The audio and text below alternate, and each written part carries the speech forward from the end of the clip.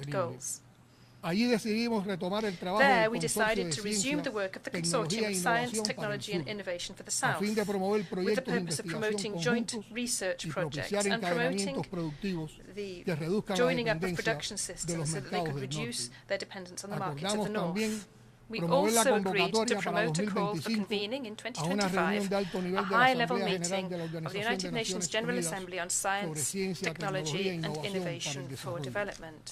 Los 17 proyectos The de cooperación 17 que Cuba ha cooperation conformado projects that Cuba en has el marco de su designed in the presidencia del context of its G77 chairmanship of the contribuirán a G77 canalizar las will contribute potencialidades to de la channeling the cooperación potentials sur-sur y of triangular. South-South and triangular Exhortamos cooperation. a las We naciones más call on the ricas richest y a los nations organismos and on internacionales international bodies a to participar en participate estas in these iniciativas. initiatives. Cuba no cejará en sus Cuba will esfuerzos not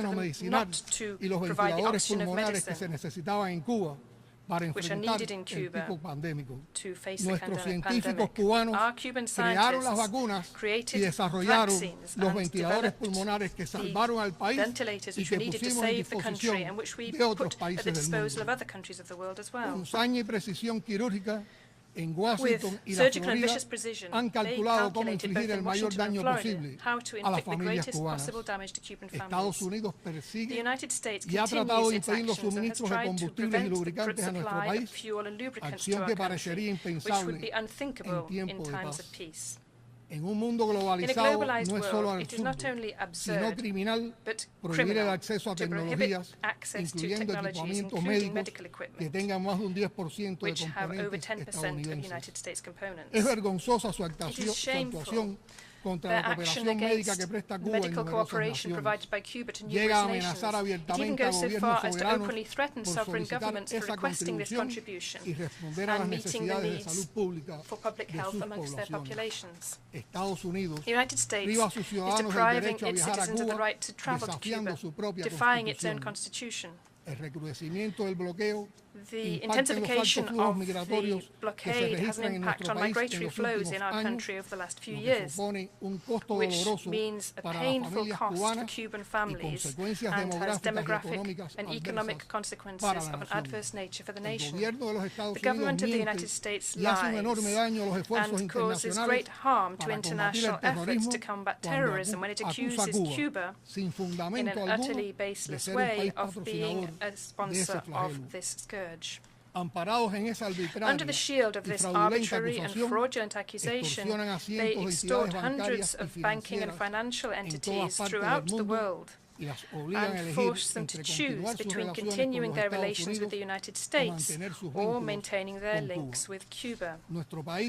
Our country is truly under siege. It's suffering from a cruel, silent, extraterritorial economic war. This is accompanied by a powerful political machinery for destabilization, with vast funds approved by the United States Congress, with the aim of capitalizing on the shortfalls caused by the blockade and undermining the constitutional order of the country and its people's serenity. Despite the hostility of its government, we will continue to build bridges with the people of the United States, as we do with all peoples of the world.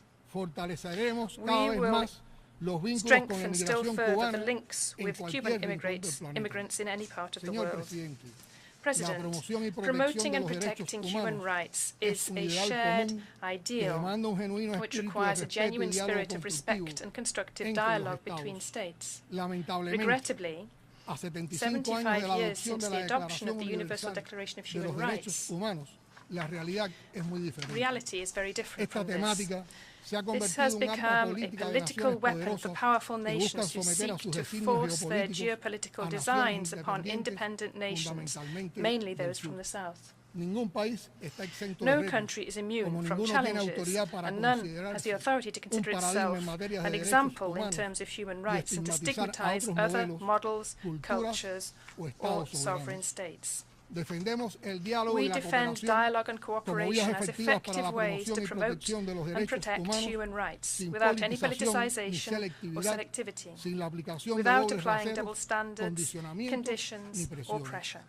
In this spirit, Cuba has presented its candidature to the Human Rights Council for 2024 to 2026 in the elections which will take place on the 10th of October. We are grateful in advance for the trust of those countries which have already provided their valuable support. If we are elected, the voice of Cuba will continue to stand up for a universal vision, as seen from the South, of the legitimate interests of developing countries, including constructive commitment and the unavoidable responsibility to the full achievement of all human rights for all. Cuba will continue to bolster its democracy and its socialist model, which, although it is buffeted, has shown what a developing country can do, even if it is small in size and with scant natural resources.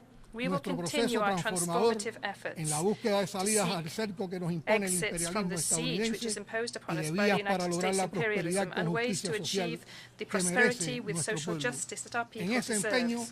In this endeavor, we will never renounce the right to defend ourselves. President, distinguished heads of delegation and other representatives, I conclude by extending an invitation to all of you to work to overcome differences and to address shared challenges urgently. To do this, the United Nations and this General Assembly, including with all their limitations, are the most powerful instrument that we have. You can always count upon Cuba to defend multilateralism and together to promote peace and sustainable development for all.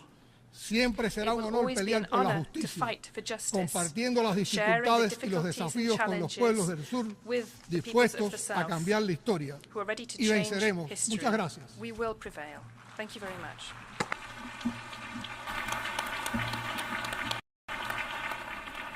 On behalf of the Assembly, I wish to thank the President of the Republic of Cuba for the statement just made, and I request protocol to escort His Excellency.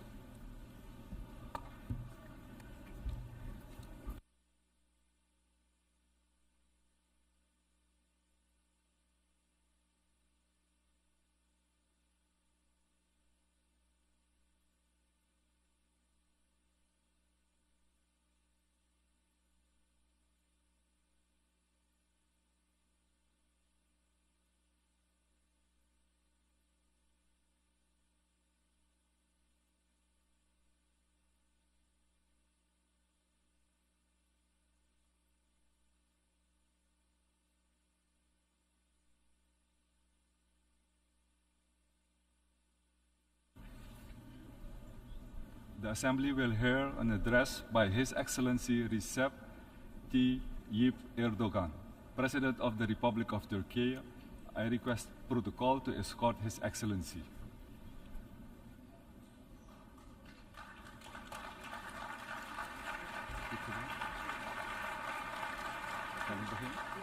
On behalf of the General Assembly, I have the honor to welcome His Excellency Recep Tayyip Erdogan, President of the Republic of Turkey, and to invite him to address the Assembly.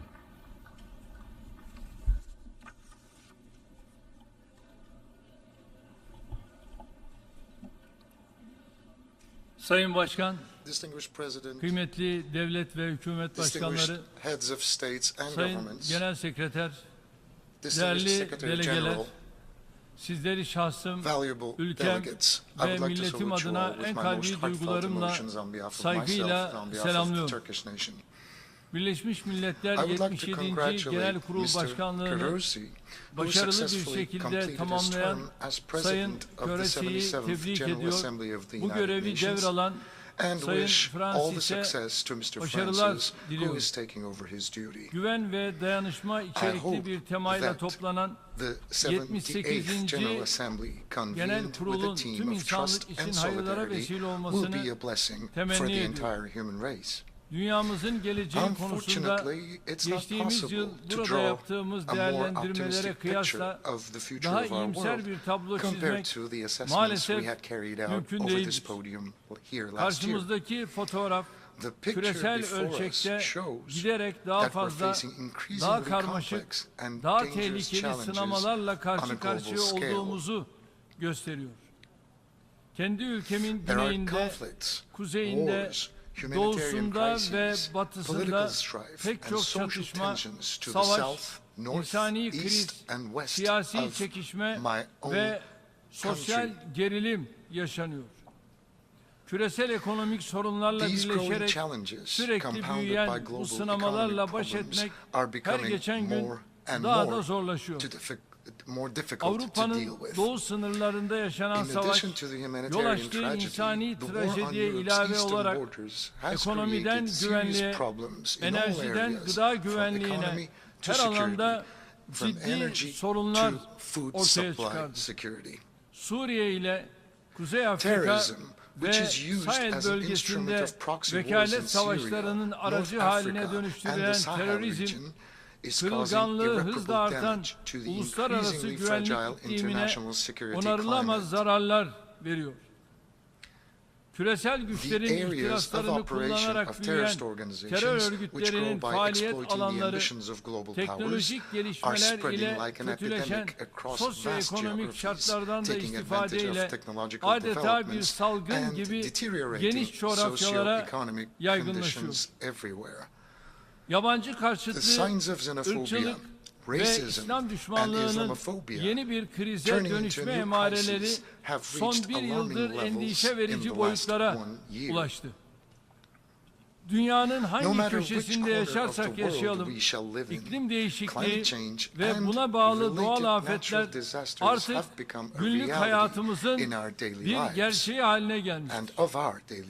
Türkiye, 6 Şubat 2023 sabahı gerek büyüklüğü, gerek etkilediği alan itibariyle Sayın Genel Sekreterin ifadesiyle yüzyılın en büyük doğal afetlerinden biriyle karşı karşıya kaldı. Birleşmiş Milletler dahil uluslararası toplumun yardım çağrımıza ivedilikle verdiği cevabın samimiyetini, fedakarca sergilenen çabaları ve ülkemize sağlanan cömert desteği unutmamız mümkün değil. 50 binden fazla insanını kaybettiği, 850 bin yapının kullanılamaz hale geldiği, milyonlarca insanı barındıran şehirlerin adeta yerle yeksan olduğu bu kara gününde ülkemize gösterilen dostluk bizler için önemli bir teselli kaynağı. Dünyanın yüzü aşkın ülkesinden yardım çağrımıza destek veren tüm dostlarımıza, ülkem ve milletim adına teşekkür ediyorum.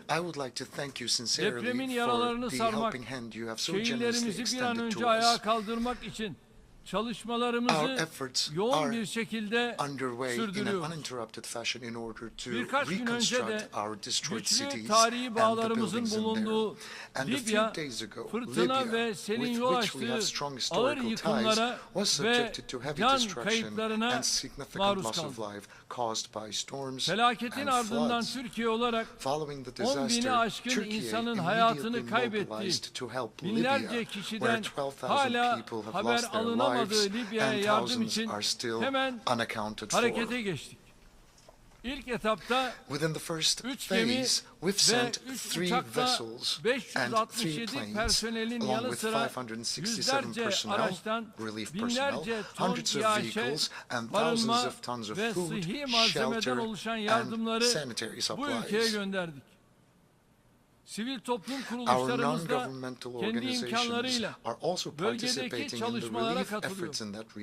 Dünyanın neresinde bir mağdur, mazlum varsa yanında yer alan bir ülke olarak Libyalı kardeşlerimizi de yalnız bırakmadık, bırakmayacağız. Dost ve kardeş ülkelerin de Libya halkına yardım için seferber olacağına inanıyorum. Ülkemiz gibi şiddetli bir depremle sarsılan Faslı kardeşlerimize de geçmiş olsun dileklerimi buradan iletiyorum. Kıymetli delegeler, Genel Kurul'un bu yılki temasının Türkiye'nin hedefleriyle birebir örtüştüğünü görmekten memnuniyet duyuyoruz. Cumhuriyetimizin 100. yılında hayata geçirmeye başladığımız Türkiye 100 yılı vizyonumuz bu örtüşmenin en somut ifadesidir. Küresel adaletsizlikleri ortadan kaldıran, ekonomik eşitsizliklerin üzerine giden, barış, güvenlik, istikrar ve refah üreten, etkili, kapsayıcı ve insanlığı kucaklayıcı, velhasıl tüm insanlığın hayrına bir uluslararası sistemin tesisi çağrımız giderek daha çok yankı buluyor. Genel Sekreter Sayın Guterres'in geçtiğimiz günlerde yaptığı İkinci Dünya Savaşı sonrası kurulan kurumların bugünün dünyasını yansıtmadığı tespitine biz de katılıyoruz. Bu tespit bizim dünya beşten büyüktür çağrımızı ifade ediyor. Güvenlik Konseyi artık dünya güvenliğinin teminatı olmaktan çıkmış, 5 ülkenin siyasi stratejilerinin çarpışma alanı haline gelmiştir. Kıbrıs'ta yaşanan son hadiselerin bu içi boşalmış, adalet ve güven telkin etmeyen kurumsal yapının bir tezahürü olarak değerlendiriyoruz. barış ve istikrarın As a güçlendirilmesine country that has yönelik pioneered numerous sayısız initiatives to strengthen inisiyatife peace and öncülük etmiş stability, bir ülke olarak we Sayın attach great Guterres'in importance barış to Mr. için Guterres' yeni call gündem for a new oluşturulması agenda çağrısına for peace. önem veriyoruz. Bu anlayışla With this understanding, Rusya-Ukrayna since the beginning savaşının of the başından beri Russian-Ukrainian war, we have been savaşın endeavoring to kazananı keep both our barışın Russian and kaybedeni Ukrainian olmaz friends around teziyle the table hem with a Rus thesis hem that war Ukraynalı will have no dostlarımızı winners and masada peace will tutmaya have no gayret ediyoruz. losers. Savaşın Ukrayna'nın bağımsızlığı We will ve step up toprak our bütünlüğü efforts to temelinde end the war through diplomasi diplomacy ve and diyalogla dialogue on sona the basis of erdirilmesine Ukraine's yönelik independence çabalarımızı and territorial artırarak integrity. sürdüreceğiz. Birleşmiş Milletler'le With the birlikte Black Sea Initiative, which başlattığımız we have launched Karadeniz together with the girişimiyle United Nations, dünya we have piyasalarına prevented the threat of a 33 global milyon hunger ton crisis by ensuring tahıl the ürünü delivery sevk of edilmesini 33 sağlayarak million tons of grain küresel açlık krizi through the tehlikesinin Black Sea önüne geçtik. to the global markets. Şahsi gayretlerimiz neticesinde girişim 3 kez However, the uzatıldı. failure to implement this Ancak agreement in all its girişimin elements has left the world 17 Temmuz facing a itibariyle new crisis. çıkmaza girmesi This dünyayı initiative had yeni been bir extended krizle 3 times, yüz yüze in bıraktı. part with my efforts. Küresel açlık tehlikesiyle karşı karşıya bulunan coğrafyalara uzanan bu insani This köprünün bir humanitarian şekilde bridge that idamesi için extends to temaslarımız the sürüyor. countries that are in dire Öncelikle need will 1 hopefully milyon benefit from our tahılın arrangements Afrika and from ülkelerine our sevkini öngören negotiations. planı We have bu bakımdan a new plan önemsiyoruz. whereby another Amacımız 1 million tons of grain will be çevremizdeki released to çatışma the countries in ve dire need ihtilaflar around the world. karşısında Our aim dünya is to barışına make the greatest ve possible refahına contribution to the world mümkün peace olan en and büyük prosperity katkıları in sunmak. the face of the conflicts Artık around us. 13. yılına giren The Suriye'deki humanitarian insani tragedy in trajedi, Syria is now köken marking its ve 13th inanç year, fark and etmek it's üzere worsening the living conditions bölgedeki of herkesin everyone in the hayat region, şartlarını regardless of their daha da origin zorlaştırıyor. and their faith. Suriye'nin hem siyasi birliğini We are the only hem country to sosyal take a bütünlüğünü principled, hem de constructive, ekonomik and a fair yapısını stance tehdit eden against developments gelişmelere that karşı threaten Syria's political ilkeli, unity, social yapıcı integrity, ve and adil economic tutum ortaya koyan well-being. yegane ülke konumundayız. Güneyimizdeki krizin It's becoming halkın increasingly meşru important to end the beklentilerini crisis in the karşılayacak South with a kapsamlı, comprehensive, lasting, and a kalıcı sustainable ve solution sürdürülebilir which bir meets the çözümle legitimate sona expectations erdirilmesi of the giderek people. daha önemli hale geliyor. Ülkemizde The devastating 14 impact milyon of the February insanımızı 6th etkileyen earthquakes, which 6 affected Şubat 14 million depremlerinin people in our yıkıcı country, etkisi was Suriye'de also de deeply kendini felt in göstermiştir. Syria. Özellikle Especially in Kuzey northwestern Batı Syria, Suriye'de the zaten already troubled sıkıntılı humanitarian olan insani situation durum has daha da only worsened. kötüleşmiştir. Tam da böyle bir dönemde Birleşmiş It's Milletler'in unfortunate that the bölgedeki United sınır Nations ötesi cross-border insani humanitarian yardım aid operasyonunun operations in the region kesintiye was uğraması interrupted at talihsiz bir such gelişmedir. a time. Türkiye olarak As Turkey, Suriye'nin we kuzeyinde will not leave zor more than şartlarda 4 hayat million people mücadelesi veren struggling to survive in 4 the north of milyonu aşkın Syria insanı to their fate elbette and demise. kaderine terk etmeyeceğiz. Sınırlarımız ötesinde As the construction of inşasına the öncülük settlements we ettiğimiz lead beyond konutlar our borders are tamamlandıkça completed, we will sığınmacıların continue to buralara encourage the geri return of the dönüşü refugees in our country hızlanacaktır. to these statements, Ancak to these settlements, Suriye'nin excuse me. toprak bütünlüğü However, ve the biggest siyasi threat to birliğine Syria's territorial en büyük integrity tehdit and political unity bu ülke is the üzerinde support given to terrorist hesabı olan organizations güçlerin guided by the güdümündeki powers that terör have örgütlerine designs verilen on this açık country. destektir. Bir yandan The Syrian PKK, people are PYD, overwhelmed by the terör PKK, örgütünün PYD diğer terrorist yandan organizations mezhep ayrışması and üzerinden organize the radical edilen groups organized radikal on the grupların basis of cenderesi sectarian altında bulunan divisions, and on the Suriye other hand, halkı isyan noktasına different gelmiş. groups have reached the Nitekim point son dönemde bunun çeşitli sonuçları where it is no ortaya longer çıkmaya unbearable for the başladı. people. As a matter of fact, various consequences of this have started to emerge recently. Iraq, another neighbor, is also making sincere efforts to overcome the internal and external challenges it faces. We act with an understanding that strengthens Iraq's political unity, territorial integrity, and reconstruction efforts, and we do not discriminate between the constituent elements of the country. Hayata geçireceğimiz kalkınma yolu projesiyle As the countries of the region, the path to development will be established so that the regional integration will be ensured. The games of those who cling to the Daesh excuse every time they're in trouble in the region have now been all but exposed.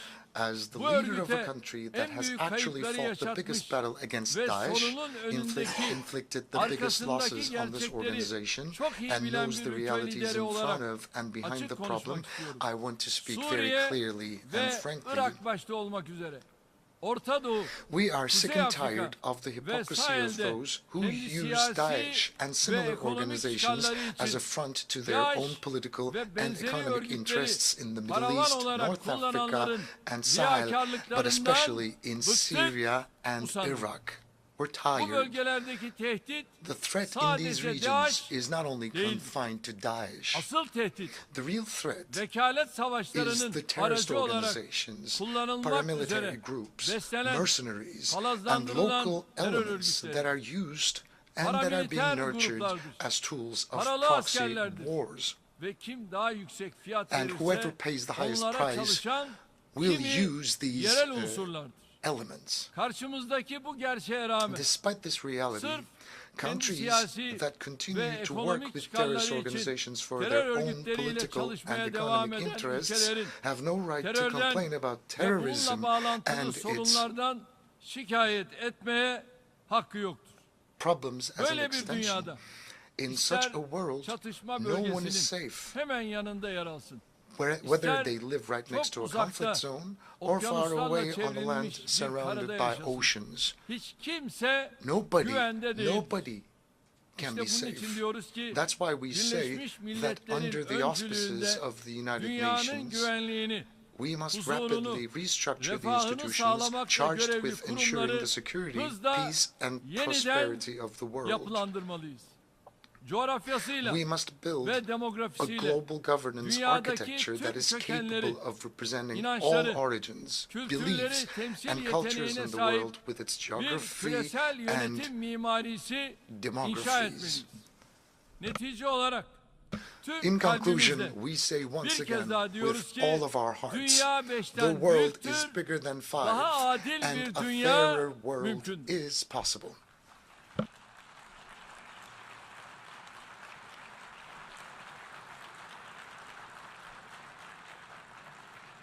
Kıymetli delegeler, şimdi de kendi bölgemizden başlayarak çeşitli sorun alanlarına ilişkin ülkemin yaklaşımlarını sizlerle kısaca paylaşmak istiyorum.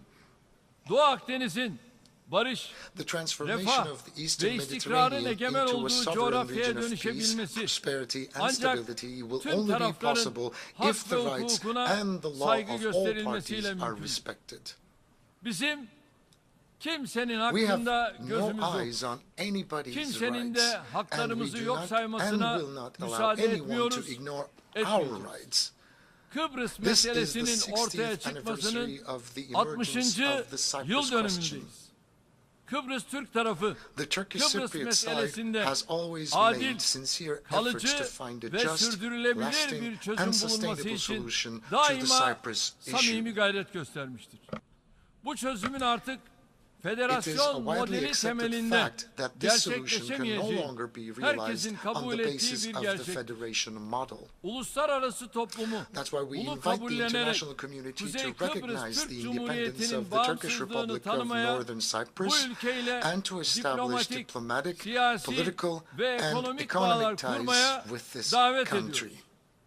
Adadaki Birleşmiş Milletler barış gücünden de sergilemekle mükellef olduğu tarafsızlığa, observe meticulously the impartiality it is obliged to display.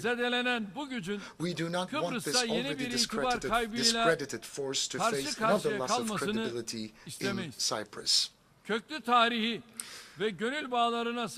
And we are making sincere efforts for Yemen.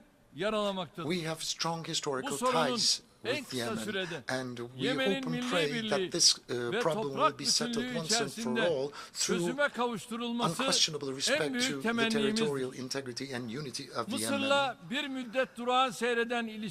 Our relations with Egypt used to be a little stagnant for a while, but we have recently entered an era where the relations are developing quite expeditiously, and our relations are growing on the basis of mutual interests and benefits. It's very important to mention also that in order for peace to reign in the Middle East, the Palestinian-Israeli conflict should be brought to an eventual solution.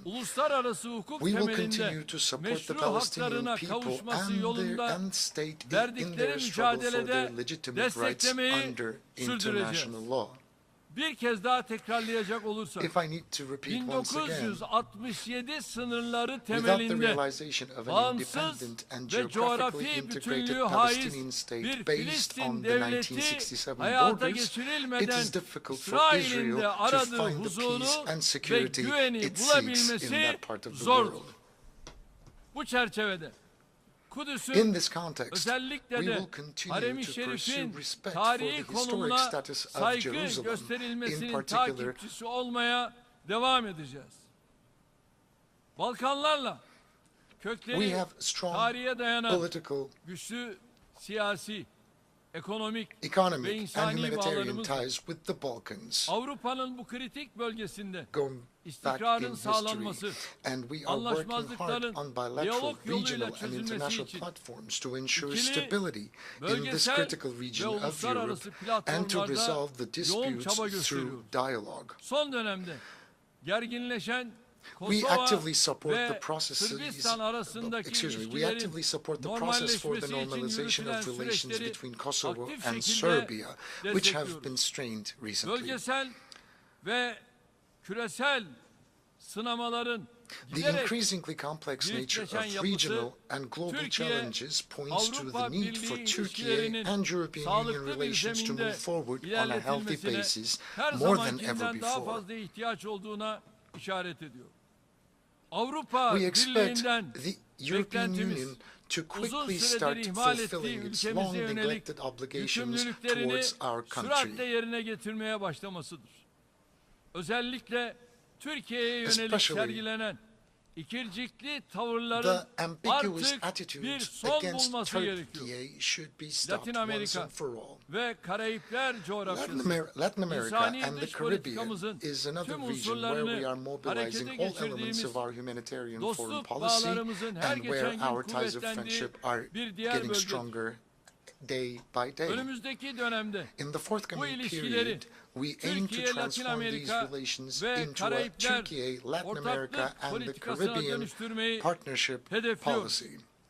Kuruluşunun 60. yıl On the döneminde 60th anniversary Afrika of its Birliği, establishment, the kıtanın African Union kendi is a kaderini monumental eline symbol alıp of the continent, ayağa taking its kalkmasının destiny into its own abidevi bir hands and sembolüdür. standing up. Afrika'nın sorunlarına The Afrikalı process that çözümler started bulma with the will to iradesiyle find başlayan African süreç, solutions to African dünyanın problems en has önemli turned into kalkınma one of the most projelerinden biri important haline developmental projects dönüşmüştür. in the world. Özellikle yürüdüğü bu To yolda accompany Africa on this Afrika'ya path, eşlik etmek we amacıyla have crowned our kıtayla ties of dostluk friendship with the bağlarımızı continent with a stratejik strategic ortaklıkta partnership. taşlandırdık. Afrika Birliği'nin However, bizim de çok güçlü destek verdiğimiz G20 I üyeliğini must once again reiterate memnuniyetle that we have karşıladık. welcomed the Bununla birlikte G20 membership Sahel of African Union, bölgesinin which we attach ciddi great siyasi, significance to ekonomik, as well.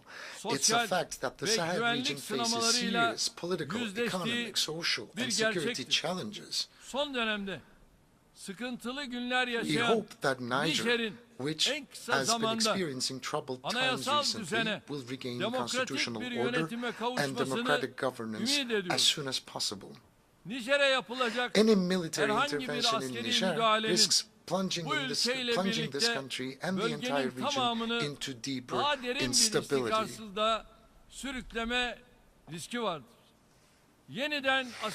Our Asia Anew initiative has become a symbol of our will to further advance our relations with Asia, our ancestral homeland, on the basis of mutual benefit and common priorities. We have a historic opportunity to build peace, tranquility, cooperation in the South Caucasus. To seize this opportunity fully, we have launched a process with Armenia aiming at good neighborly relations and a full normalization. In the same spirit, we have supported the negotiations between Azerbaijan and Armenia from the very beginning. However, Armenia is not taking the utmost opportunity of this historical chance. We expect a comprehensive peace agreement to be signed between the two countries as soon as possible, and promises to be quickly fulfilled, especially the opening of the Zangezur corridor. And Karabakh is the territory of Azerbaijan. Any other status imposed will never be accepted. Herkesin Azerbaycan topraklarında barış içinde yan yana Everybody has yaşaması the right to coexist on the Azerbaijani soil, including the Armenians, and that should be our primary goal. There will be one. We are moving together with Azerbaijan under the slogan, under the motto that we are two nations, one state. Kadim medeniyetimizin köklerinin uzandığı ve aynı kültürü paylaştığımız Orta Asya ülkeleriyle işbirliğimizi güçlendiriyoruz. The efforts for the strengthening of our cooperation with the countries of the Central Asia, where the roots of our ancient civilization lie and where we share the same culture, are currently underway. We are pleased that the Organization of Turkic States is becoming an increasingly effective regional and global actor. The Afghani people, who have been going through difficult times for half a century, are in dire need of humanitarian assistance and support, regardless of political motives. The transformation of the interim government into an inclusive administration in which all segments of society are fairly represented will pave the way for Afghanistan and will be positively received in the international arena. Another development that will pave the way for regional peace, stability and prosperity in South Asia will be the establishment of a just and lasting peace in Kashmir through dialogue and cooperation between India and Pakistan. As Turkey, we will continue to support the steps to be taken in this direction. We emphasize at every opportunity that we respect China's territorial integrity and sovereignty. However, we will continue to express our sensitivity regarding the protection of the fundamental rights and freedoms of Uyghur Turks, with whom we have strong historical and humanitarian ties. We are a country that has extended a helping hand to Rohingya Muslims living in difficult conditions in Myanmar and Bangladesh since the first day. Our support for the displaced Rohingyas will continue until their safe, voluntary, dignified and permanent return to their homeland is ensured. Dear delegates, gündemimizdeki bir önemi küresel sınama our goal of continuously improving relations with our neighbors as well as with our friends in more distant geographies is an essential manifestation of our quest to respond more effectively to global challenges. And energy supply security is an important issue in the global agenda, and we have carried out significant investments in the last 2 decades in order to depend on our own means. Energy should no longer be used as an instrument of hostility, but energy technology should be a vessel for solidarity and cooperation. So within this framework, from the Black Sea to the Balkans, from the Caucasia to many different parts of the world, we have always prioritized cooperation and solidarity. And we are striving to do more. And in the field of transportation, Turkey has the geopolitical position to support all projects that will pass through or around it. Technological innovations should be seen as an opportunity to solve global and regional challenges, not as a trump card to increase competitiveness.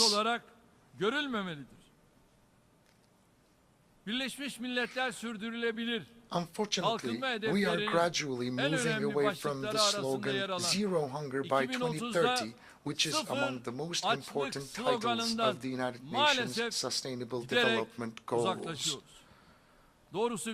In fact, we find it difficult to accept hunger as an issue, as an unsolved problem here in the 21st century. We call on all countries to show strong will to realize the sustainable developmental goals, especially in this region where wealth has skyrocketed, and we cannot explain why 735 million inhabitants of the world still live in dire poverty. Hundreds of millions of dollars are being spent in order to reach space, but from Africa to Asia, millions of people cannot even find a decent portion of food to consume. So long as that is the situation, none of us can be safe. So, as I've said before, all countries should demonstrate a strong will in order to realize sustainable development goals. We are one of the most generous countries of the world in terms of development aid, and we have the right to launch this appeal. The global climate change is another issue that I'd like to touch upon. It's becoming increasingly difficult to limit the global temperature rise due to climate change to 1.5 degrees Celsius. One of the conditions for this is financial and technological support for the efforts of developing countries. That is needed. Food security is one of the main areas affected by climate change. We must develop and implement the right policies and investments for the sustainable use of water and land resources. We cannot bequeath to our children a world plagued by pollution caused by unconscientious consumption and depleted natural resources. With this understanding, we have taken the zero waste movement, which we started in our country with the vision of a more livable and fairer world, to a global dimension with the decision adopted at the United Nations with the joint presentation of 105 countries, along with my spouse, the First Lady. Yesterday, we have signed the Goodwill Declaration on Zero Waste at the Turkish mission yesterday evening. We hope that our zero waste targets will contribute to combating climate change and achieving sustainable development goals. So I would like to kindly invite all the countries, the international organizations, and the NGOs to support the zero waste movement globally. Especially the developed countries are suffering from racism as if it were a plague, along with xenophobia, Islamophobia, and it's become unbearable, and it has reached intolerable levels. Hate speech, polarization, and discrimination against innocent people leave no conscience untouched around the world. Unfortunately, populist politicians in many countries continue to play with fire by encouraging such dangerous trends. The mentality that encourages the heinous attacks against the Holy Quran in Europe by allowing them under the guise of freedom of expression is essentially darkening its own future with its own hands. As Turkey, we will continue to support initiatives to combat Islamophobia on all platforms, including the United Nations, OSCE, and the Organization of Islamic Cooperation. Regardless of which faith they might follow, nobody can accept heinous attacks against sacred elements, and I would kindly ask all the brotherly nations to support and follow these developments around the world. Combating all these challenges, each of which I have tried to touch upon in a few sentences, is our common responsibility, and we can fulfill this responsibility only through effective cooperation and solidarity. Quite recently, we believe that the ancient values that make humans what they are being eroded. These attacks are threatening prosperity and welfare of the entire world. And we have family at the core of our endeavors that we need to protect and that we need to save. So saving families will mean saving the future of the entire human race. The global impositions are on the rise in unprecedented fashion. That's why I would kindly ask all of the member states to support the family institution and protect the family institution. As the Republic of Turkey, which celebrates its 100th anniversary this year, we will continue to take steps towards peace, prosperity, and security for all, for the benefit of the entire human race. I hope that the work of the 78th session of the United Nations General Assembly will strengthen the spirit of global cooperation and solidarity. And on this occasion, I will also take a moment to mention that the recent negativities happening between Armenia and Azerbaijan need to be condemned, and the regional developments need to be brought to a solution immediately. That's what I hope and pray for. I would like to greet you all once again with love and respect, and may you remain in health. Thank you.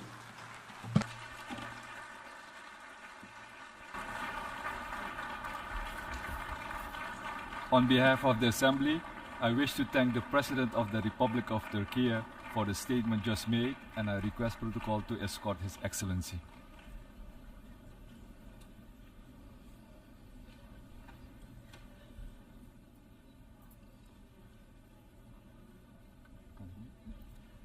The Assembly will hear an address by His Excellency Marcelo Rebelo de Sousa, President of the Portuguese Republic. I request protocol to escort His Excellency.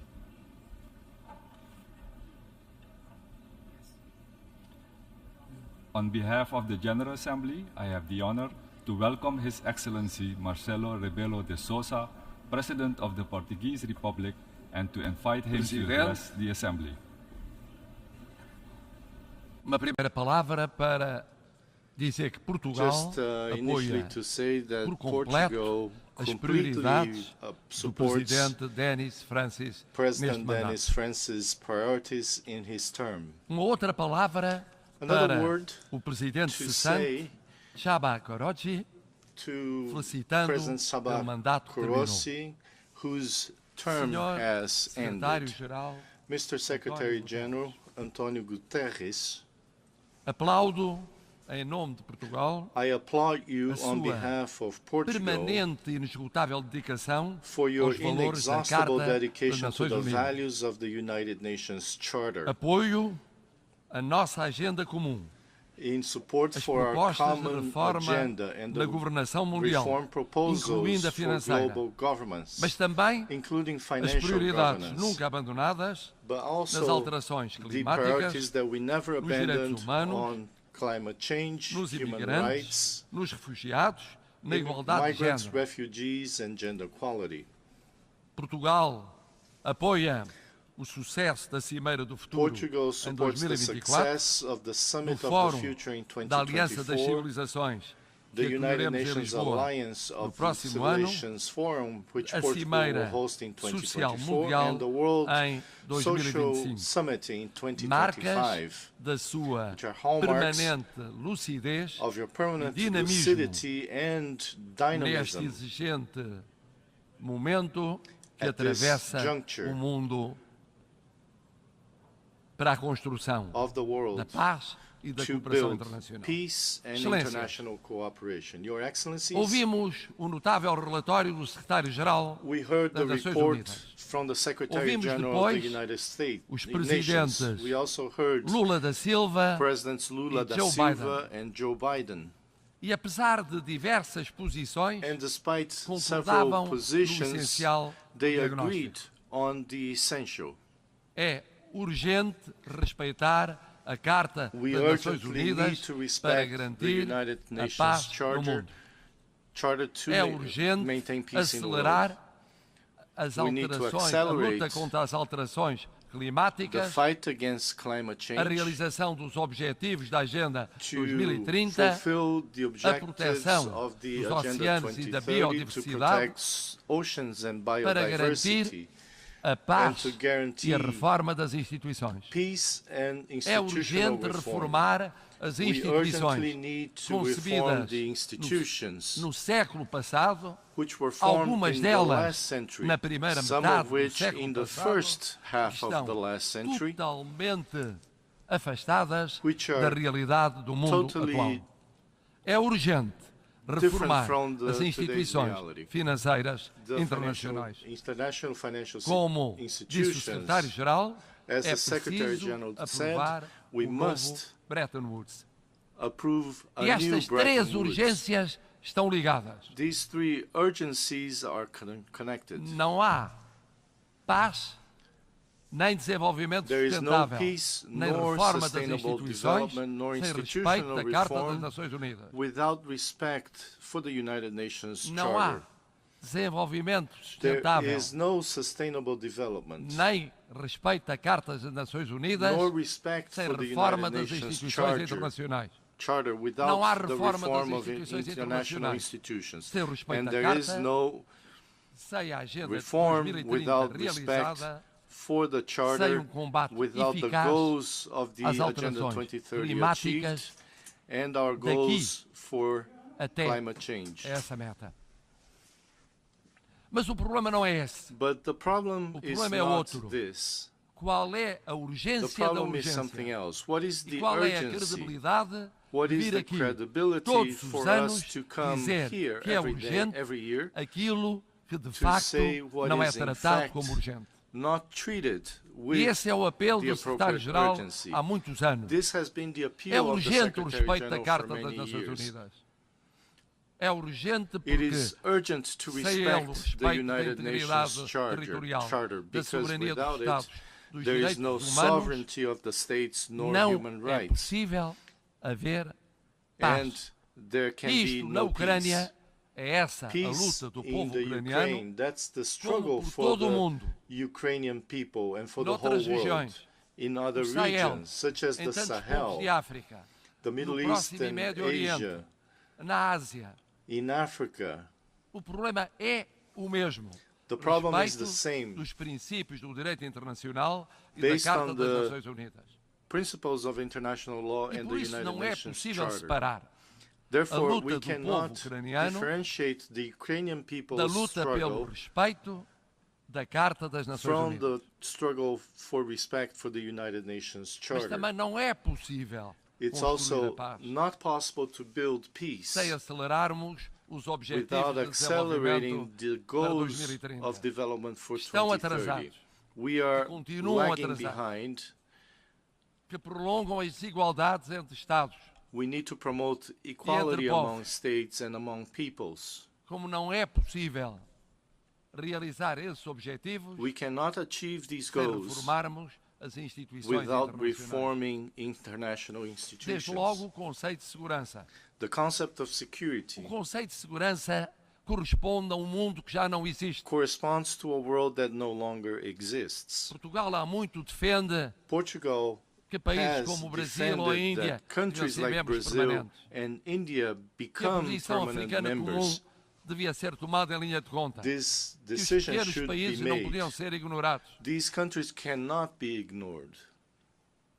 Do mesmo modo, as organizações Similarly, financeiras que existem existing financial não são capazes institutions are de incapable financiar o desenvolvimento of sustentável. financing Com sustainable equidade e com development justiça. with equity and Favorecem with os mais justice. ricos, desfavorecem os mais pobres. The richer have preference over the E as poorer três urgências nations. estão ligadas. And the three urgencies are E connected. continuam ligadas And they continue ano to be após ano. connected year after Portugal year.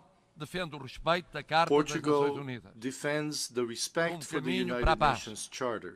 Portugal defende Portugal a aceleração defends the na luta acceleration of contra the struggle as alterações climáticas, against climate change, tentando ir à frente trying to move na forward descarbonização, in na decarbonization, promoção da energia limpa, in promoting clean como na energy, proteção do oceano, in promoting the como na ocean, proteção da in protecting the biodiversidade, oceans and como na biodiversity, defesa da reforma das instituições, in defending como as Nações Unidas the ou as reform of organizações financeiras institutions in internacionais. the United Nations and E não the desistimos. international financial E não institutions. desistiremos de apoiar We will o not secretário-geral das Nações cease to Unidas. support the Secretary General Custo of the custar. United Nations, Porque é fácil vir aqui because todos it's os easy anos to come here every year prometer o mesmo and to make e the não same realizar promises aquilo que é prometido. and never Não deliver contribuir on para those a paz, promises, not to respeitando contribute to peace, o direito internacional not e a respecting Carta das Nações international Unidas. law and the United Não Nations contribuir para a Charter, justiça not e o desenvolvimento contributing to sustentável, justice and sustainable development, retardando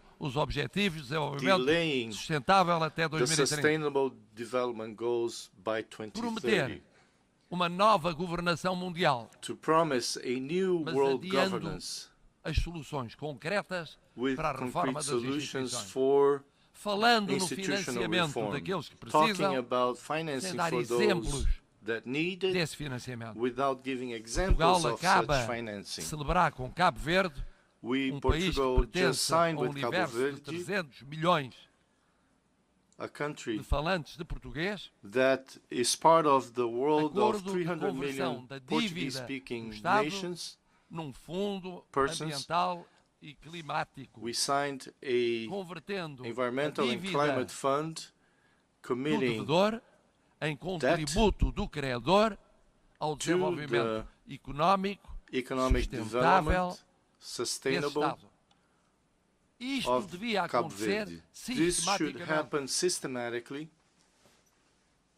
com as dívidas existentes because existing debt e com o financiamento do desenvolvimento sustentável. and É converted nosso into objetivo sustainable alargá-lo development. Our a goal outros países and da that of other comunidade de countries língua portuguesa.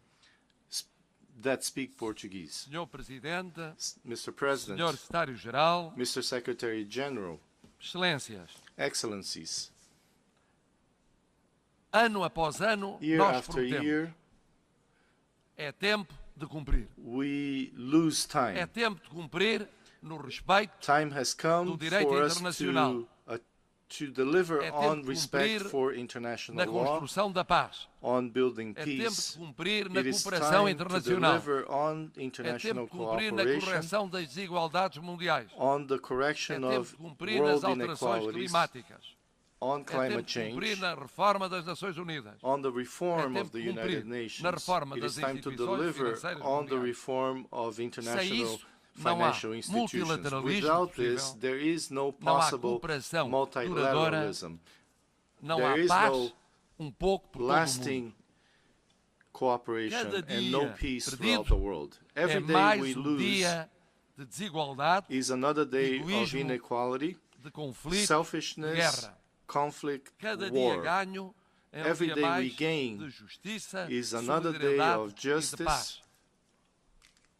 O meu voto development and é o de peace. que daqui a um I hope quando that nos 1 year from encontrarmos, now we can meet again seja possível dizer and que há mais that we paz can do que say guerra e não mais guerra do que paz. there is more há mais justiça do que injustiça. Há mais igualdade do que desigualdade. Há mais ação climática do que inação climática. Há mais reforma das Nações Unidas do que adiamento da reforma. Há mais reforma das instituições financeiras do que ignorância ou menorização dessa reforma. Se assim for para o ano, valeu a pena. Se assim não for, continuaremos a ouvir sempre os mesmos e tantos deles muito influentes a prometerem e a não cumprirem. E perceberemos porque é que os povos acreditam cada vez menos naqueles que os governam. Muito obrigado. People believe less and less on the people who govern them. Thank you. On behalf of the Assembly, I wish to thank the President of the Portuguese Republic for the statement just made, and I request protocol to escort His Excellency.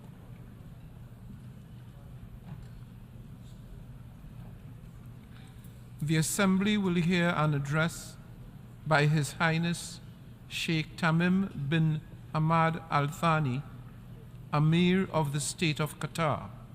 I request protocol to escort His Highness.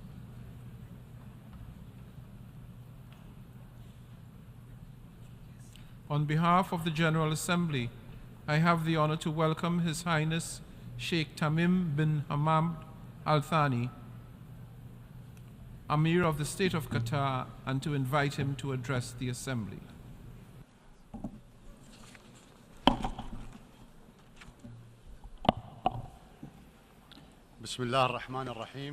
In the name of God, most gracious, most merciful, Your Excellency, the President of the General Assembly, Your Excellency, the Secretary General of the United Nations, Honorable Audience, may God's peace, mercy and blessings be upon you. At the outset, I would like to congratulate His Excellency Mr. Denis Francis for assuming the presidency of the 78th session of the General Assembly, wishing him success. I would like also to express my appreciation to His Excellency Mr. Chasba Kuroshi for his efforts in presiding over the 77th session. I would like to commend the efforts made by His Excellency Mr. Antonio Guterres, the Secretary General of the United Nations, as well as the personnel of the United Nations towards the fulfillment of its lofty goals. Allow me at first to offer my sincere condolences to His Majesty King Mohammed VI and to the fraternal Moroccan people for the victims of the devastating earthquake. I would like also to extend my condolences to Libya, to the government and people of Libya over the victims of the floods there. We pray to God Almighty for the speedy recovery of the injured and for the deceased to rest in peace, and we reiterate our full solidarity with them in this tragedy. Mr. President, we are fortunate to be living in an era of unprecedented, accelerating progress, where innovation prevails in all walks of life, especially medicine, technology and science, and where humanity is more capable than ever to harness resources for a decent life for all humanity. The consecutive innovations have led to productivity, prosperity, and a level of communication amongst people that can be tantamount to science fiction. This development has enabled us to achieve a lot of our wishes. However, this came with a cost for the people and the planet. The average life expectancy and the standard of living of the majority of humanity have risen. However, this is coupled with an increase in the rates of poverty and unemployment, not to mention that there is growing awareness of the lack of justice in wealth distribution and the dire consequences on environment. And in terms of genetics and artificial intelligence, we have a lot of potential that could achieve prosperity for the whole humanity. However, the gap between the possibilities and reality is widening. تعاني فيه شعوب من عمالة الأطفال والجوع والبطالة والحروب الأهلية. And as those potentials unfold, we find peoples grappling with child labor, hunger, unemployment, civil wars. Meanwhile, the developed countries guard their borders against the influx of refugees, as if the peoples on this earth live in two different eras. The accelerating technical development and the growing reliance thereon open up unprecedented prospects for humanity to develop for the better, and undoubtedly science and technology are crucial for increasing productivity and improving human life quality. However, embracing the means without responsibly thinking of the ends to which those means are used have led to major disasters, such as using nuclear weapons, conducting dangerous experiments on humans, as well as genocide in concentration camps. It is incumbent on us to keep pace with the scientific and technical development and to encourage the same in our countries. Meanwhile, barriers between countries in this field must be removed. However, at the same time, we should not ignore risks such as deep fakes, violation of privacy, hacking, phishing, identity theft, educational process disruption by facilitating plagiarism, as well as human deception ploys. Therefore, and in addition to the necessity of cooperation and investment in developing those technologies, we reiterate our call for unison to prevent the misuse of cyberspace and to regulate this vital aspect on the basis of the rules of the international law. In this context, the Web Summit 2024 is set to take place in Doha. This will be a very important opportunity to review development in the field of technology and to create new cooperation opportunities in the realm of technology for the benefit of humanity as a whole. And I would like to take this occasion to welcome you all in Doha. Mr. President, we must not forget that there are peoples around the world, especially in our region, that are overwhelmed by the present tragedies. Thus, the issues that I have just mentioned might seem to them as luxury. Thus, if we truthfully call ourselves international community and not merely separate entities, we have to work and to strive towards ending injustice afflicting those people, at least in accordance with the resolutions of this body and the international law. It is unacceptable for the Palestinian people to continue to languish under the yoke and the intransigence of the Israeli occupation and the rejection by consecutive Israeli governments of any just political solution according to international legitimacy. It is conspicuous to all that the inaction by the international organization to take procedures against the occupation has given Israel the opportunity, and it continues to give Israel the opportunities to undermine the pillars of the two-state solution to the extent that the occupation has become tantamount to a brazen and conspicuous apartheid system in the 21st century. This has been very conspicuous to the extent that even some of Israel's friends have noticed that. Israel also responds to Arab peace and normalization initiatives with more nationalist and ultra-Orthodox intransigence and extremism that is reflected in government coalitions and further settlement expansion. In addition to the Judaization of Jerusalem, attacks on the holy sites, and using heavy-handed and draconian measures against the people in Gaza. Qatar provides and extends political, humanitarian, and development support to our brotherly people in Palestine, and we do also contribute towards rebuilding the Gaza Strip, which is reeling under the siege, in addition, and the embargo, in addition to its continuous contribution to the UNRWA funds. We also maintain our firm stance regarding the fairness of this cause.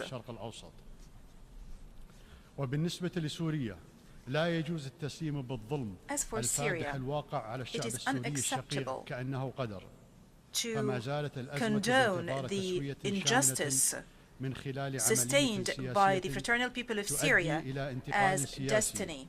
The crisis is awaiting a comprehensive settlement through a political process leading to a political transition in accordance with the Geneva Declaration 1 and the Security Council Resolution 2254, while maintaining Syria's integrity, sovereignty and independence. It's regrettable to witness this year the outbreak of violence in the Sudan, which had dire effect and impact on the Sudanese people and which has exacerbated the crisis of refugees. We condemn all crimes perpetrated against civilians in the capital Khartoum and in Darfur, and we call for holding the perpetrators thereof accountable. Also, we call for putting an end to the violence and to resort to reason to spare civilians the consequences of fighting. And we do stress our support to all regional and international efforts to facilitate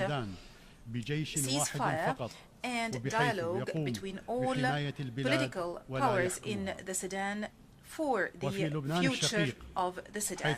And in fraternal Lebanon, where the specter of danger hangs over the state's institutions, we do stress the need for finding a sustainable solution to the political vacuum, introducing mechanisms that thwart its recurrence and forming a government capable of addressing the aspirations of the Lebanese people. It is regrettable for the suffering of this fraternal people to be prolonged just because of political and personal calculations. And in Yemen, we call for settling the crisis according to the National Dialogue, the Gulf Initiative, and the relevant Security Council resolutions. And when it comes to Libya, we do stress our unwavering support for the endeavors of the Special Representative of the Secretary General and the head of the United Nations Support Mission in Libya.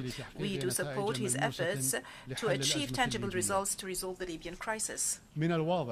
It is clear that solution in all fraternal countries that I have mentioned lies in consensus on the rule of law, state and citizenship. Regarding the situation in Afghanistan, we continue to coordinate international efforts and facilitating dialogue with the United Nations and the countries concerned, in addition to the caretaker government of Afghanistan, to ensure compliance to the Doha Agreement, to avoid the recurrence of past mistakes and to prevent Afghanistan from spiraling into a difficult-to-manage humanitarian crisis or becoming a safe haven for terrorist individuals and groups. We also have to work to ensure that the Afghan people receive the needed international support and assistance and enjoy human rights, particularly minority rights and women's rights to education and work. When we speak about our region, we would like to reiterate our appreciation of the détente and the breakthrough that we have witnessed this year, which is represented in the constructive dialogue and the establishment of ties between the sisterly countries, the Kingdom of Saudi Arabia and the Islamic Republic of Iran, as well as between the Arab Republic of Egypt and the Republic of Turkey. Mr. President, the war in Europe drags on. And along with Russia and Ukraine, it is consuming Europe in its entirety, and it is affecting the whole world in vital areas such as energy and food. And in the absence of a prospect for a permanent political solution, and taking into account the ability of certain countries to continue this war incessantly, the only thing and the only aspiration that people are looking up to is a truce, based on the damage sustained by the peoples of both countries and the peoples of the world, and because the status quo cannot be accepted, we reiterate our call on all parties to comply with the United Nations Charter and the international law, and to respect the sovereignty and territorial integrity of states. We also call upon them to resort to radical peaceful solutions based on those principles. Mr. President, our region is blessed with tremendous potentials and opportunities, and our peoples are tolerant, humane, peace-loving, and talented. During the 2022 World Cup in Qatar, There was an opportunity for interaction between peoples, and it was an opportunity for the world to see our people as they are, and to learn about our culture and values, and to learn about Qatar and Qatar's status as a global destination and nexus between East and West, and to emphasize the role that sports could play in building bridges of communication and rapprochement between peoples and cultures. I hope we had contributed through this tournament to breaking the stereotypes and presenting a new, exciting and safe tournament formula to the world. كان لدينا في قطر حلم بأن تكون بلادنا we had من a الأمم dream. المزدهرة We had a التي dream ينعم شعبها for our بالرفاه country to be one والازدهار of the prosperous nations whose واستثمرنا في people تحقيق enjoy حلمنا. well-being and هذا prosperity. We عقود have من invested التخطيط for والعمل التنموي decades الشامل وقد to achieve حققنا our الكثير بفضل من dream الله by ثم planning and بتكاتف development الجميع work. في قطر. We have achieved a lot thanks to God and the وفي solidarity الوقت of الذي everyone in كان فيه Qatar. الاستثمار في الغاز المسال While رافعة investing in لتحقيق هذا liquefied الحلم gas was a leverage to مكننا realize هذا that الاستثمار dream, من this أداء investment دور also مهم enabled في us مواجهة to play تحدي an الطاقة important حول role in العالم addressing the energy challenge برؤية around the واقعية world تأخذ في الحسبان by embracing حاجة a realistic العالم vision إلى that takes into مزيج consideration the متنوع world من needs for a مصادر diverse الطاقة mix of different المختلفة energy sources, وباستخدام أعلى and مستويات by using the التكنولوجيا highest levels of المتطورة advanced technology, الصديقة للبيئة في الوقت ذاته. which is إننا environment ندرك friendly. أن تصدير We do الطاقة realize يفرض that علينا energy واجبات export تجاه دول imposes العالم obligations on us كشريك as a موثوق reliable partner. كما يفرض علينا with world واجبات countries. تجاه شعبنا At the same وأجياله time, القادمة. it ومن makes it هنا incumbent تواصل on us قطر to تطوير be صندوقها responsible before our السيادي people وتنويع and our مصادر future الدخل generations. Thus, بما في Qatar ذلك continues to develop الاستثمار its في sovereign الطاقة fund and النظيفة diversify the sources of its income, وتتبع including دولة investment قطر in clean energy. سياسات The state of صديقة Qatar للبيئة pursues environmentally وتدعم friendly مشاريع policies مختلفة and لحمايتها. supports various projects وفي هذا السياق to تقع protect استضافتنا لمعرض إكسبو to المتخصص protect the same. بالبستنة In خلال this الشهر regard, القادم. we are going to host the Qatar وتدفع المسؤولية Horticultural الدولة إلى Expo next تعزيز month. دورها في تقديم المساعدات الإنسانية وفي جهود الوساطة وحل النزاعات التي The state تؤثر of على Qatar منطقتنا. responsibly إن works طريق حل towards النزاعات strengthening بالطرق its role in السلمية providing هو humanitarian طريق aid and طويل وشاق mediation efforts and to لكنه resolve أقل conflicts كلفة من الحروب. that affect the world. والتزامنا The بمواصلة path to resolve جهودنا conflicts في through تيسير peaceful means وصناعة is a long and السلام strenuous هو path, التزام but it is less مبدئي costly than وهو wars, في and our صلب commitment to سياساتنا continue our الخارجية. efforts in facilitating and making peace is a firm commitment deeply السيد rooted in the الرئيس core of نؤكد our foreign اعتزازنا policy. بشراكتنا مع Mr. المنظمة President, we الدولية stress وليس أدل that على we ذلك take pride من in our افتتاح بيت partnership الأمم with this المتحدة international بحضور الأمين organization, العام للأمم المتحدة and في this is مارس الماضي evidenced في الدوحة by والذي Qatar's يضم opening the United 12 Nations مكتبا House أمميا حتى الآن. in last March, which includes 12 وقد UN استضافت offices so بلادي في far. مارس الماضي من Last هذا العام March, or in March of مؤتمر this الأمم year, my المتحدة country hosted الخامس the المعني 5th United Nations ليقلل Conference on البلدان the least نموا developed countries, والذي يعد من أبرز المحافل which الدولية. is considered one of the وقد most حشدت فيه prominent الجهود international fora. لتحقيق الغايات الطموحة لبرنامج عمل الدوحة لصالح أقل البلدان نموا Efforts were galvanized to achieve the ambitious goals of the Doha Action Program for the benefit of the least developed countries during the decade of 2020-2021. We do reiterate that the state of Qatar is a major and active partner in the endeavors made to respond to the priorities and needs of these countries. Thus, we welcome the Sustainable Development Goals Summit held yesterday. ويسعدنا قيام دولة قطر مرة أخرى بدور ريادي في المناقشات الرئيسية تحت مظلة الأمم المتحدة وآخرها العمل مع أيرلندا على تيسير المفاوضات الحكومية حول إعلان السياسي الذي اعتمدت قمة أهداف التنمية المستدامة بالأمس. ونحن نرى أن التعاون في هذه المجالات يسهم في الوقاية المسبقة من موجات اللجوء التي باتت تشكل مشكلة حقيقية لأوروبا وأيضا للدول الأفريقية والآسيوية. واسمحوا لي أن أنبه إلى ضرورة محاربة العنصرية وحملات التحريض على شعوب وديانات وحضارات بأكملها. وبالمناسبة أقول لإخواني المسلمين أنه لا يجوز أن يشغلنا مأتوه أو مغرض كلما خطر بباله أن يستفزنا بحرق القرآن الكريم أو بنبالة أخرى. فالقرآن mentally sick person who cursed, provoked us by burning the Quran. And the Quran says, God Almighty says in the Quran, embrace forgiveness and enjoy what is right and turn away from the ignorant. At the same time, I would like to tell all those who justify those ugly and hideous acts as freedom of expression, I would like to tell them that comprising the sanctity of others deliberately should not be seen as an example of the freedom of expression. In conclusion, it is incumbent on all leaders to empower their peoples and to enable their peoples to live in peace and security and to look forward to a better future for their posterity. There are obstacles at the level of the international community, mainly represented in the failure to subject contradictions and competition between major countries on certain issues to the minimum binding principles owing to the variations in governance systems. These issues, which concern all of humanity, include climate change, environmental matters in general, poverty, and the blatant injustice represented by occupation, racism, and war crimes. This is the consensus or the unanimity that should take place in this international organization. In order not to be overwhelmed by details and to safeguard the future of entire peoples from loss due to the unwillingness of those countries to cooperate in implementing international law. And peace be upon you. On behalf of the Assembly, I wish to thank the Emir of the State of Qatar for the statement just made, and I request protocol to escort His Highness.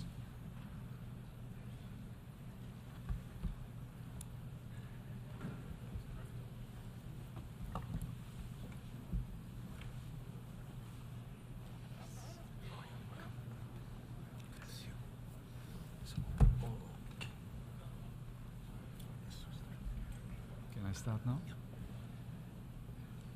The Assembly will hear an address of His Excellency Matamela Cyril Ramaphosa, President of the Republic of South Africa. I request protocol to escort His Excellency. Yeah.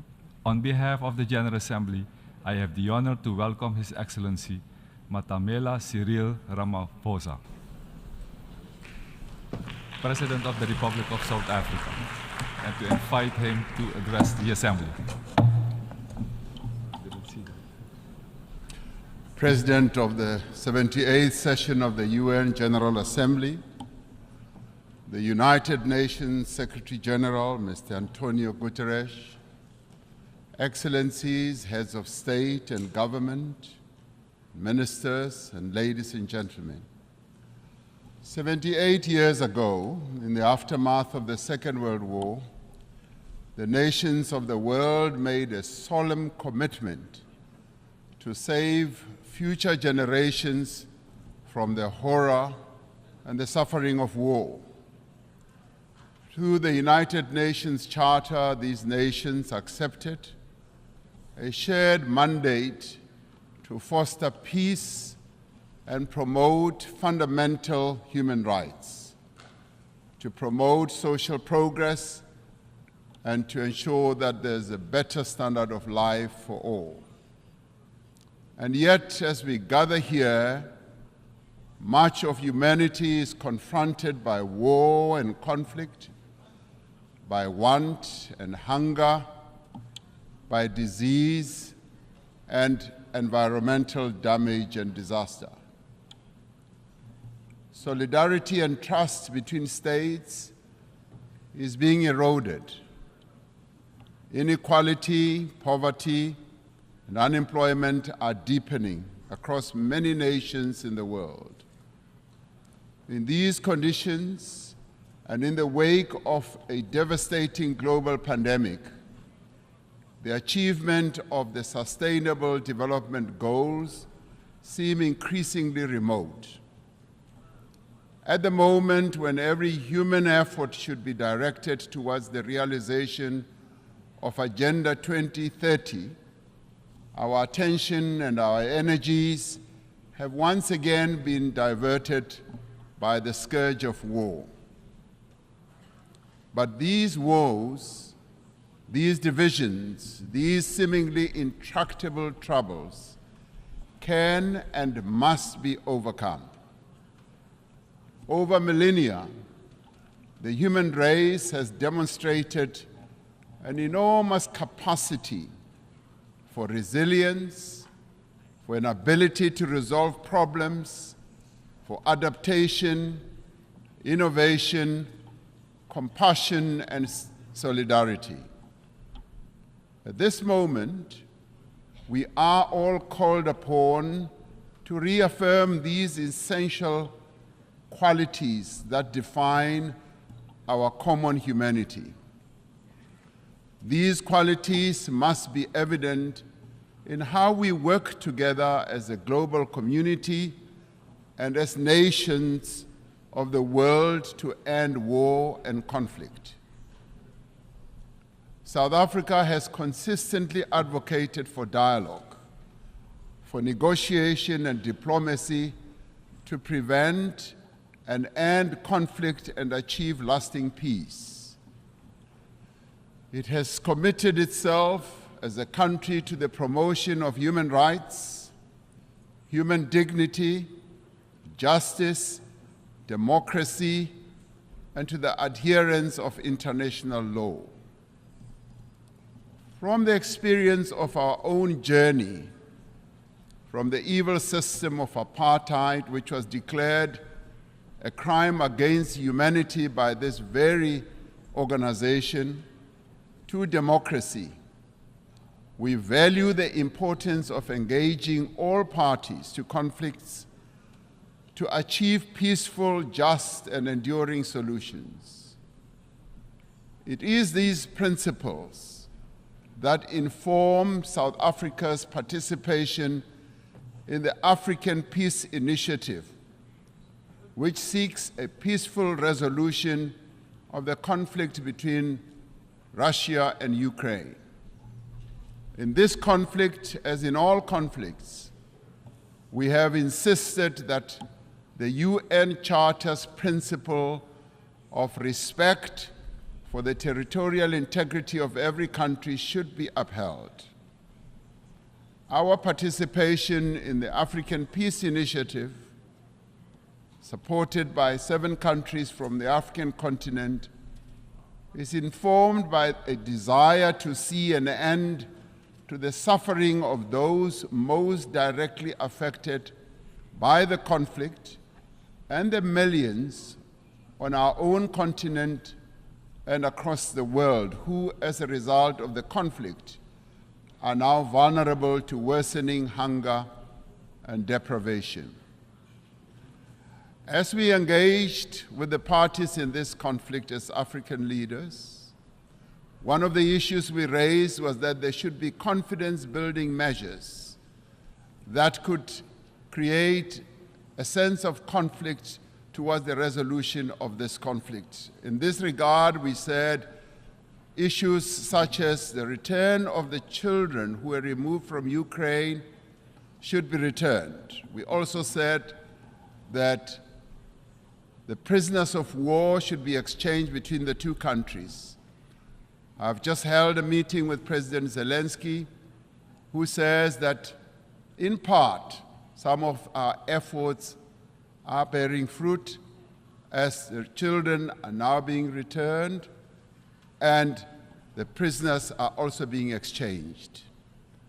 But then we said we need to see this happening on a much faster pace. As the international community, we must do everything within our means to enable meaningful dialogue, just as we should refrain from any actions that fuel conflict. As we confront other conflicts in several parts of the world, including on our own continent, Africa, we need to be investing in prevention and peace building. We support the call by the UN Secretary General in the new Agenda for Peace for member states to provide more sustainable and predictable financing for peace-building efforts. As a global community, we should be concerned by the recent incidents of unconstitutional